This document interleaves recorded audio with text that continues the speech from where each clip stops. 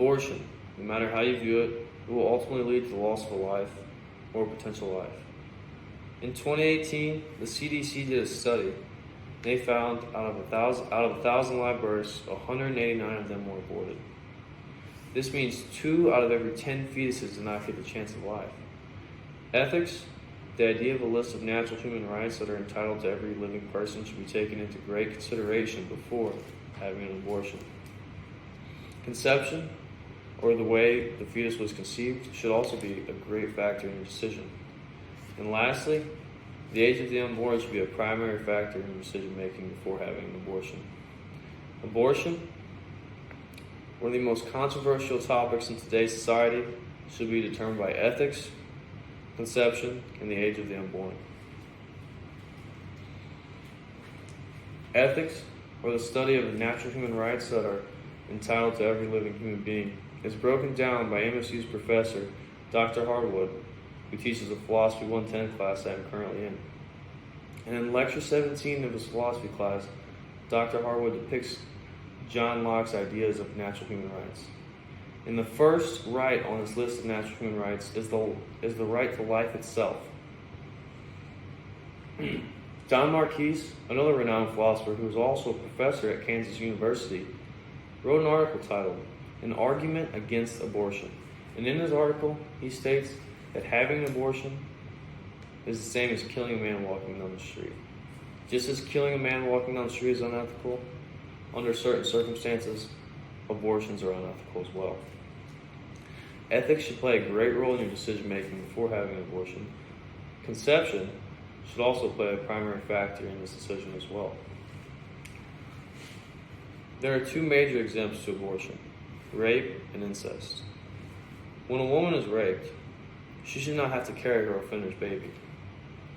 Yes, it is a life, but it was a life that was conceived through rape. And therefore, this woman is not responsible for that because she did not willingly participate in that intercourse. Incest, the other major exempt to abortion, is when 2 family members conceive a fetus. And that fetus has a high chance of a disability or an abnormality. Hal Herzog, who is a PhD in human psychology and is an author for Psychology Today, states in his blog post that there's a 50% increase for a chance of an early death, a disability, a physical disability, or a mental deficiency in fetuses who are conceived through incest. Now, I'm not saying that if a fetus has a disability, that we can just throw that life away. But when a fetus is conceived through incest, it is almost sentencing that life to a life of abnormality or disability. When in normal reproduction, the abnormality rate for a baby is only 1 out of 33 babies will have a disability, states the CDC.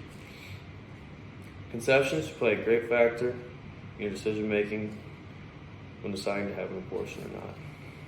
The age of the unborn should also play a great factor in this decision as well. However, with that being said, Ali Desagar, a writer for USA Today, discusses percentage rates of rape and incest leading to abortion.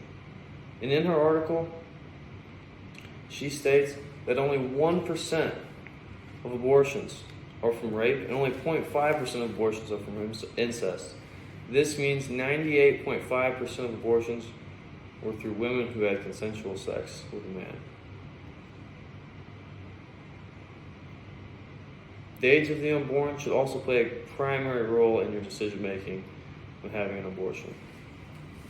In an article from Healthline Parenthood titled "How Early Can You Hear a Fetus's Heartbeat Through an Ultrasound?" author Jane Cherloff depicts that a fetus's heartbeat can be detected as early as 5.5 weeks. Now, before a fetus has a heartbeat, it is still part of the woman's body. And ultimately, the decision for an abortion is up to her. She chooses to let that fetus have a chance at life. That is her choice. But once that fetus hits 5.5 weeks or its first heartbeat, it should no longer be considered a fetus. It should be considered a living human being that is entitled to life. because now it is living, just like you and I am. Its heart beats the same as mine and the same as yours.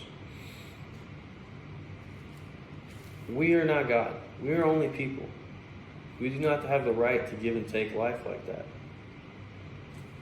When that fetus has a heartbeat, we are responsible. We are entitled to let it have a chance at life. The age of the unborn should be taken into great consideration before having an abortion. Life is the greatest gift that can be given. In life, you get to experience so much. You get to experience family, friends, adventures, journeys, hardships, and above all, love. And to deprive someone of that is wrong.